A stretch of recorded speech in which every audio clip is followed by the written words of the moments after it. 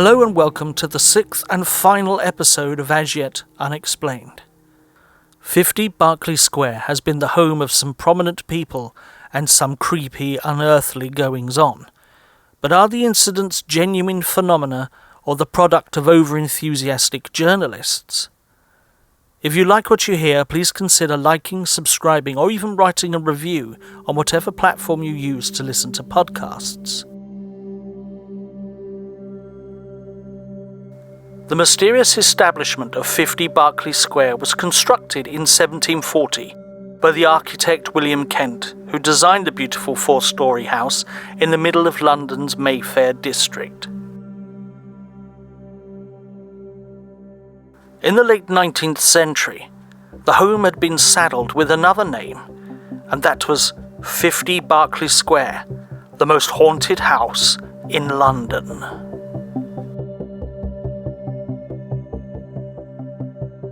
Before the tales of supernatural horrors were divulged, the home had a very illustrious series of occupants, some of which were even witnesses to the strange activities.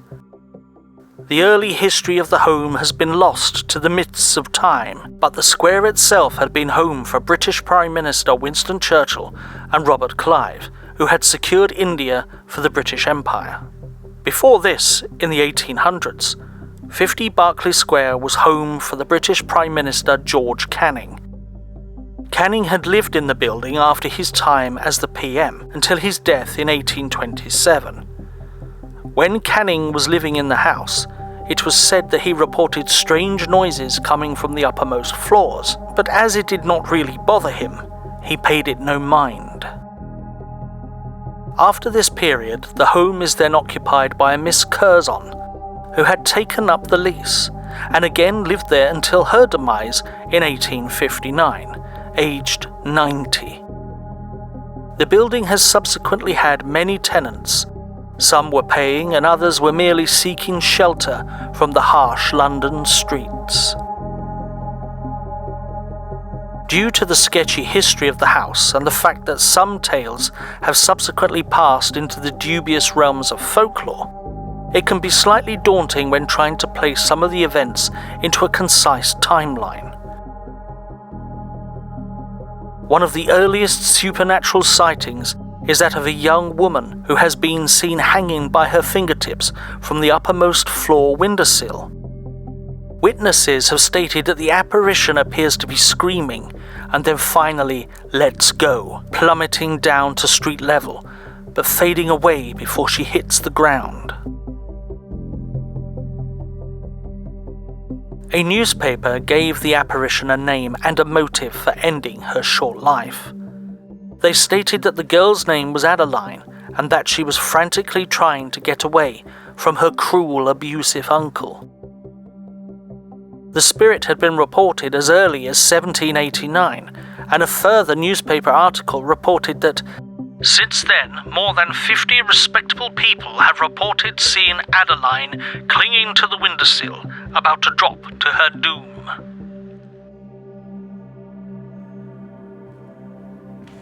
As with many haunted homes throughout time, there are many minor, smaller stories that have no real home in the sequence of events. One of these is the story of the young man that was locked in the attic room. The same room said to be occupied by the spirit of Adeline. The residents would feed him via a special slot in the bottom of the door. This isolation led the young man to madness. One of the more mysterious and heartbreaking tales is that of a ghostly little girl. It has been handed down through the mists of time that the attic room was also haunted by the spirit of a small child that had been lured there and murdered by a sadistic servant of the house. We now move into more verifiable accounts. If not the actual account, then at least the people involved.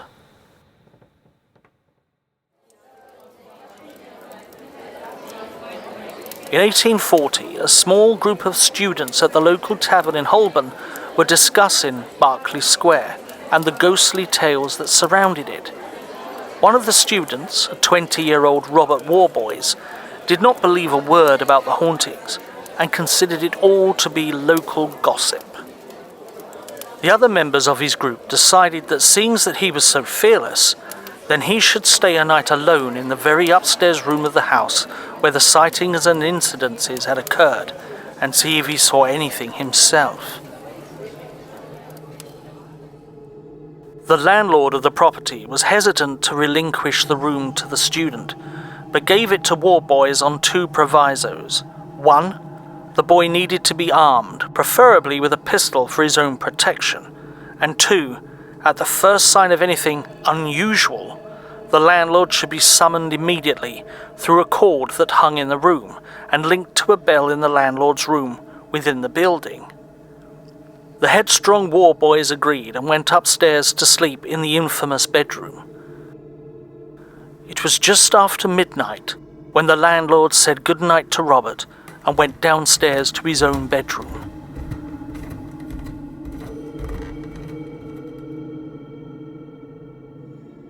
No less than 25 minutes later, the bell in the landlord's room was frantically ringing, and the landlord raced upstairs to see what was wrong with Robert. The landlord locked eyes with Robert, who was backed into the corner of the room. The pistol outstretched in front of him was still smoking. The once fearless young man was wearing an expression of pure terror. A single bullet, which had been fired from the gun, was now embedded in the wall. Warboys never explained what had occurred and promptly left the property.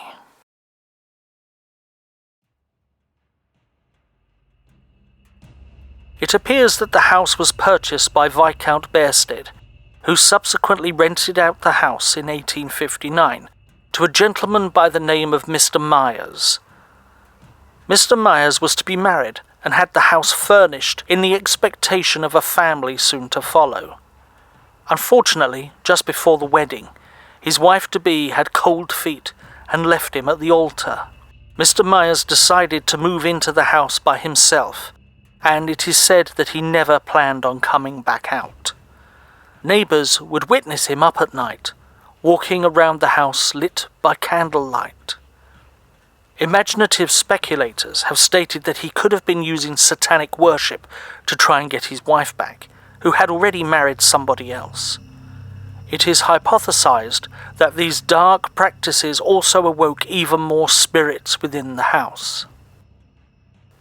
Mr. Myers had become a recluse, and the only time he ever opened the door to anyone was to get food from his servant. Lady Dorothy Neville stated in her 1906 autobiography that Mr. Myers was a relative of hers. She went as far as to say that after he was abandoned by his fiancée, his behaviour bordered upon lunacy, and he would reside in the house all day, becoming most active at night. The old house would occasionally appear to be lit up at the dead of night, stated Lady Neville, and she further considered that Myers's nocturnal activities had been misinterpreted by others as evidence of a ghost. It appears that Mr. Myers stayed inside and slowly went mad until his death at the age of 76 in November 1874. During his residence in the house, it appears that it fell into gross disrepair, and its reputation as a haunted house began to develop. It appears that in 1872 the subsequent event took place at the house, but it is of note that Mr. Myers was not there. As so little is known about Myers, it could simply be that his death date is wrong, or that he was rehoused before his death. It has been alleged that in 1872, aristocrat and politician Lord George Littleton, who did not believe the haunting tales regarding the property, which had already started to brew amongst the public, decided to spend the night in the attic room. It has been said that he took on this challenge as a bet to disprove the stories. Although Littleton was an unbeliever, he decided to bring his shotgun with him for protection. What he later described was very chilling.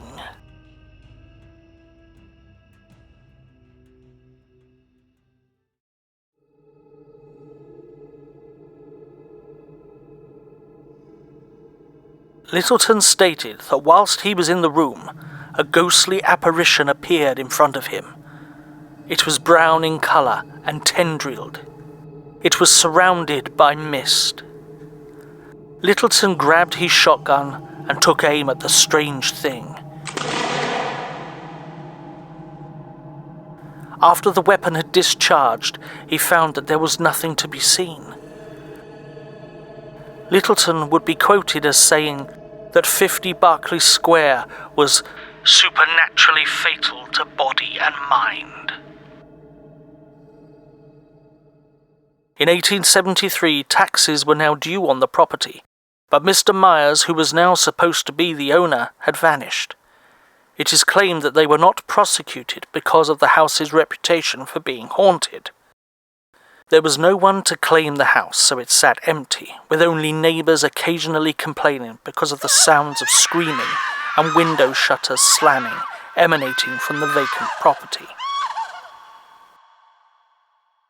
In 1879, Mayfair magazine published an article about the fabled Berkeley Square property, where it stated that the home was in a state of great decay, with windows caked and blackened by dust, full of silence and emptiness, and yet with no notice about it anywhere that it may be had for renting. This is known as the haunted house in Berkeley Square.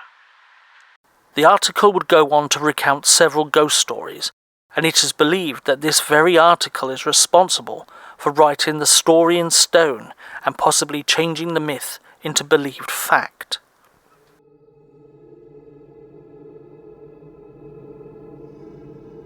In 1879, a family finally moved in. There was a father and his 2 teenage daughters. The daughters immediately noticed that the place had a musty smell that was rather like that of the animals' cages at the zoo. With the family was their maid, who was tasked with the job of cleaning and preparing the rooms. Later, the elder of the 2 children's fiancé, a Captain Kentfield, was due to visit the house, and the maidservant was asked to prepare his room. Soon after the maidservant ascended into the attic, the whole house heard screaming erupting from upstairs, and the assembled family ran upstairs to see what was wrong.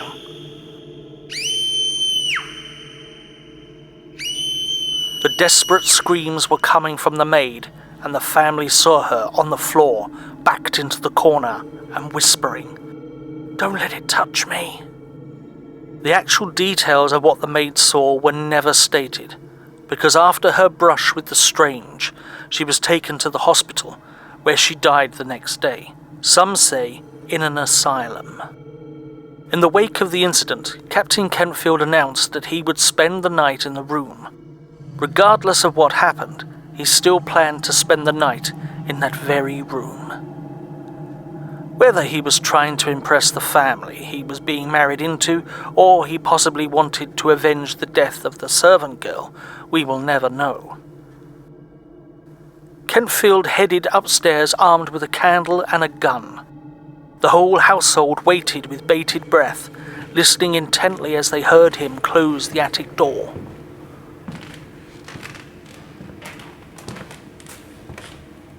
Around 30 minutes later, again the family were alerted to blood-curdling screams that came from the room.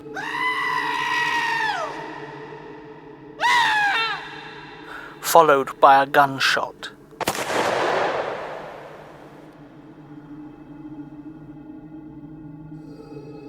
Again, the household rushed upstairs to help.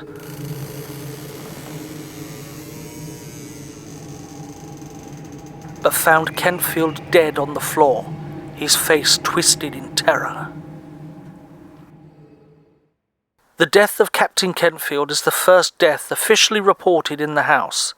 The cause of death was from fright. Another story that has been reported is that of an alleged nobleman that spent the night in the attic room. The gentleman is said to have been permanently paralysed with fear, and that he could not speak.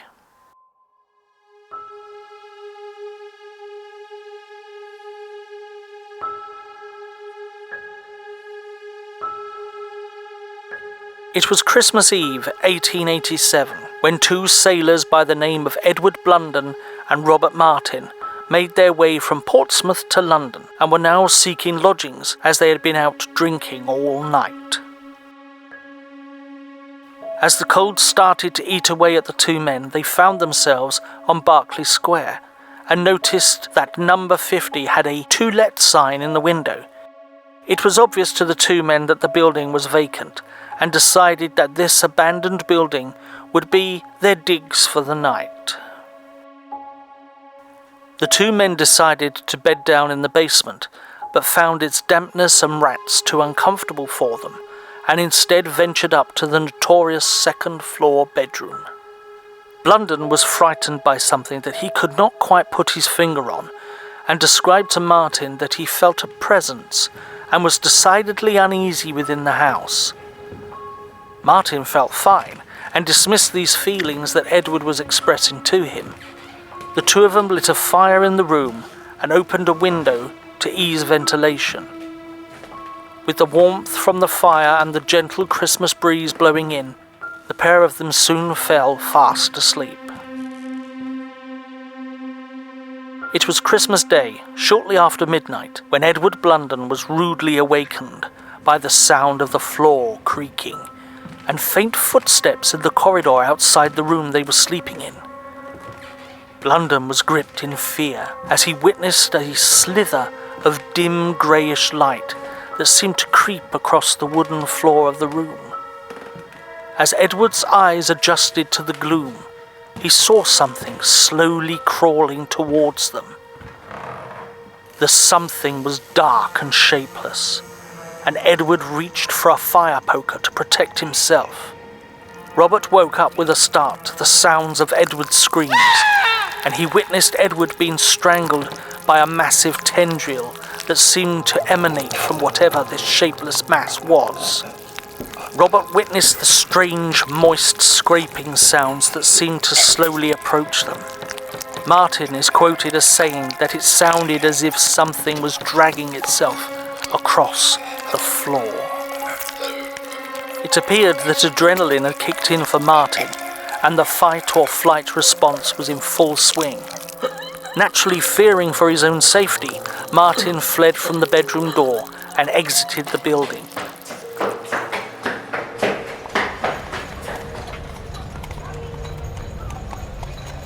Where his search for the police soon led him into a police constable, whereupon he relayed the story and they both rushed back to 50 Berkeley Square. Martin understood the bizarreness of his tale and hoped to get Edward to corroborate it to make him seem less insane. What they discovered when they arrived was Blunden, dead on the pavement.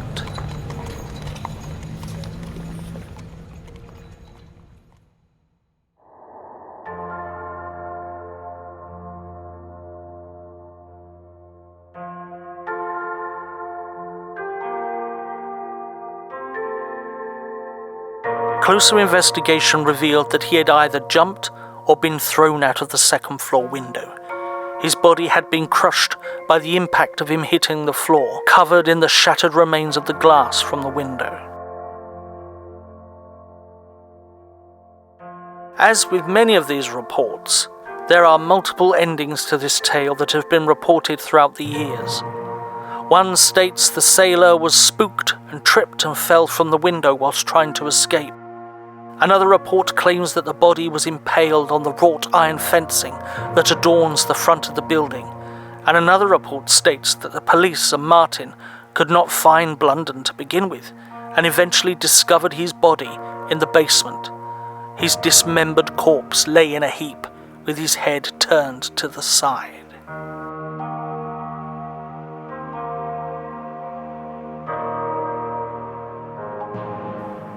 It is said that during the inquiries, Martin said that he saw a ghost within the property that looked like a man and went further to describe the apparition to officers.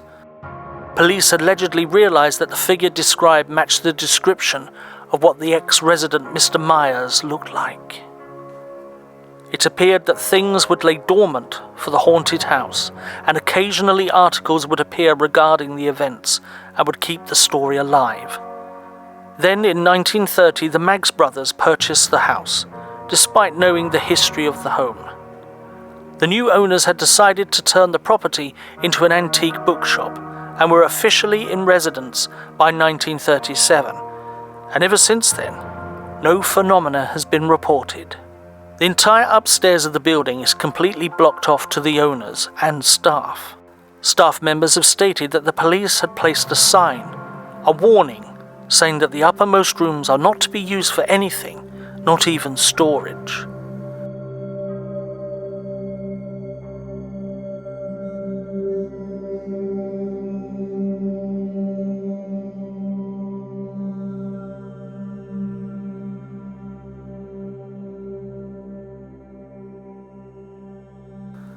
Staff say they have heard strange noises up there, but none will dare go up there and break the police seal. One of the main problems with this case is that so much time has passed and there is little actual real evidence and reporting still in existence. Peter Underwood decided to include the events within his 1975 book, Haunted London, which seemed to spark a renewed interest in the events. Some of the tales that are cited in the various publications were incredibly old before they were recounted and written down. It has even been speculated that the claim that the sailors entered the house in 1870s was in fact invented by Elliot O'Donnell, and there is really no actual evidence to confirm any part of the story.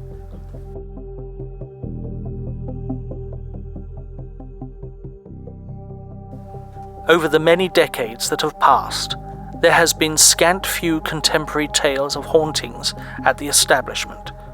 Although in 2001 a cleaner was working in the upper room, had the feeling that someone was watching her. Allegedly at the same time another employee witnessed the familiar strange brown mist suddenly appear in the upper room. The stories and mysteries that have since been passed into folklore vary greatly from publication to publication, and are therefore unreliable at best. I like to believe that the mystery of 50 Berkeley Square started out as a genuine case of haunting, but hearsay and speculation have since created a backstory to give the unknown a reason and a motive.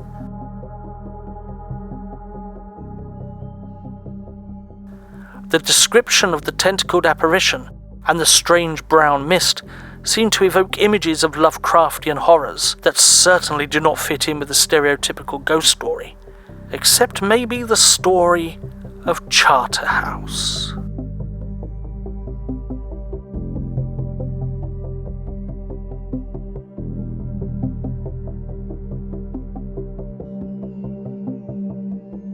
Links to our Facebook page and email address are in our bio and the show notes, so feel free to get in touch. Tell us how we are doing and even suggest future episodes that we can cover. Production is underway for a second series of As Yet Unexplained, and we would like to thank everyone who listened and supported us over the last 6 weeks.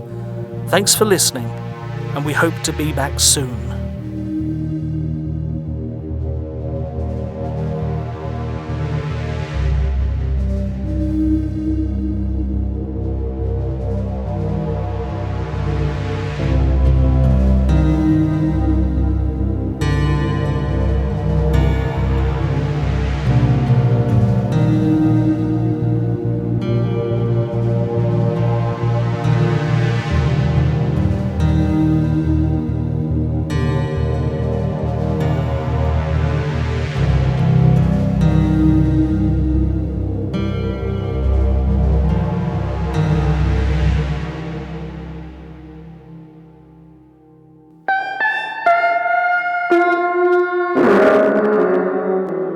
My name is Richard Daniels, and I am the archivist for the Occultaria of Albion. The Occultaria of Albion is a publication dedicated to exploring some of the strangest and most bizarre locations across the country, where hauntings, curses, cryptids, and more have all been reported. I am now custodian of its archive, and am gradually exploring many of the lost files in order to re-release them. You can find the case files, which are now available, at occultariaofalbion.com. The Occultaria of Albion can also be found on YouTube and as a podcast. Go deeper and join the fan club for exclusive content. Go to patreon.com/Occultaria. Remain vigilant and remember, the wolves of weird are loose.